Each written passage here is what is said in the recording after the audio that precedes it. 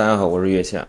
上一期我看评论区有不少小伙伴在问我用的是什么软件，这个订单流软件应该如何去下载。今天我专门做一期视频来跟大家说一下。我上一期视频用的那个软件叫做 ATAS，当然市面上不止有它一个，有各种各样很多。我专门做了一些选择的，帮助大家快速了解国内外一些主流的订单流交易工具，还有如何去选择，还有一些教程应该从哪里去看，包括操作上面的建议。从这4个板块来跟大家讲，国外的一些主流软件有几个，一个叫做 ATAS，ATAS 它能提供基本的一些功能，当然有几百个指标。它能我们平时用的有订单簿，上一期跟大家说过了，订单簿、足迹图、德尔塔、热图等等，也支持加密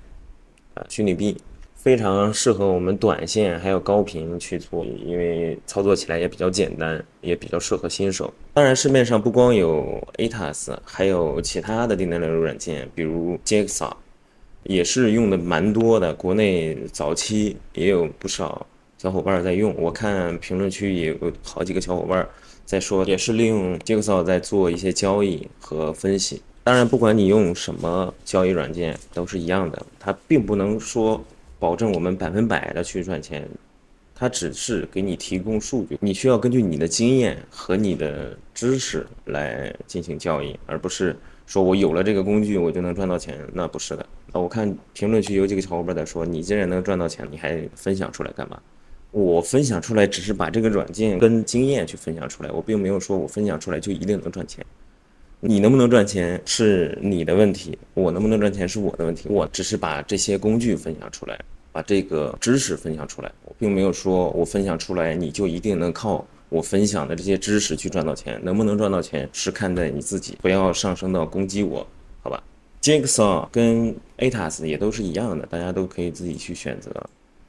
当然，市面上还有另外2款，也是比较主流的，国内也是用的比较多的，叫做 Bookmap 跟 Ninja8。这4个基本就代表了国内外都在用的一些订单流软件。其实这4个软件都不差，不管你是用哪个订单流软件，其实最重要的是你对于订单流、对于价格行为基本的知识的一些了解，还有你的运用。重点是在这里，而不是在软件。软件选择哪个，大家都可以正常选择。当然，这4个订单流软件都是收费的。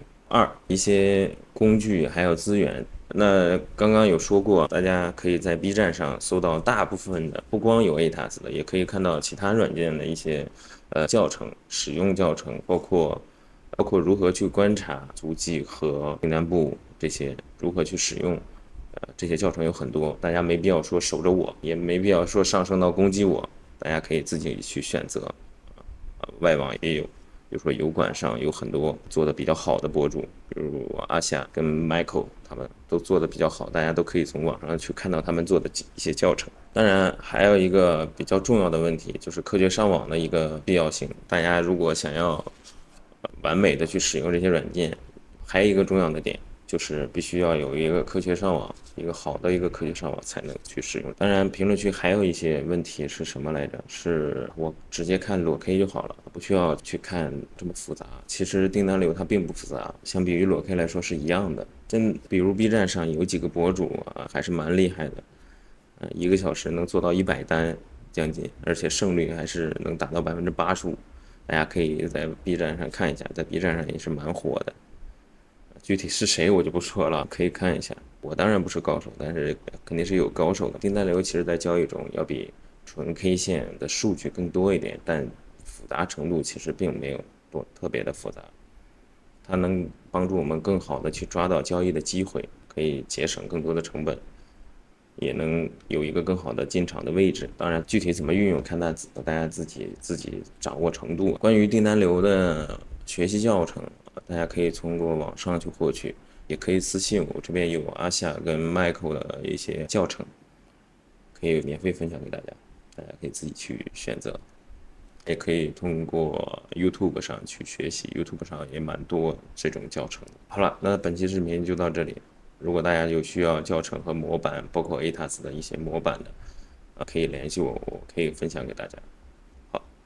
本期视频就到这里，下期视频再见。订单流工具它并不是圣杯，也不存在100%或者说一定能让你通过订单流去赚到钱，那它只是能帮我们更直观的去理解市场行为，理解价格行为。不管大家是选择订单流还是不选择订单流，还是你选择缠论，其实并没有说一定是订单流绝对是正确的，只是我想把我学到的一部分订单流的知识去分享给大家，大家自己去选择就好了。